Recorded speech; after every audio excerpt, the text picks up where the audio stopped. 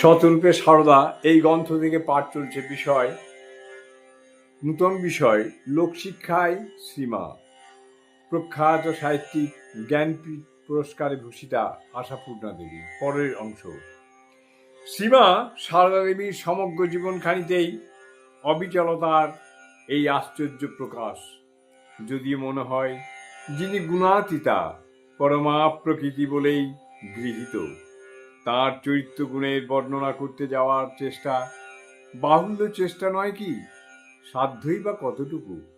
তবু সাধ্য না থাকলেও প্রয়োজন আছে। মাতৃনাম আলোচনায় আমরা ধন্য হয়, পবিত্র হয়, আর তা থেকে যদি এতটুকু শুভ প্রেরণা আসে, পরম লাভ। যুগ বদলায়, সেই বদলের সঙ্গে সঙ্গে সমাজের চেহারাও বদল ঘটে। চলতি যুগ বিগত যুগের রীতিনীতি আচার আচরণ আঁকড়ে বসে থাকতে পারে না, নূতন ভাবধারার কাছে আত্মসমর্পণ করে বসে, যার ফলে প্রায়শই পুরানো আদর্শ, পুরানো চিন্তা চেতনা, চির সঞ্চিত সংস্কার ও মূল্যবোধগুলির মূল্য হারায়।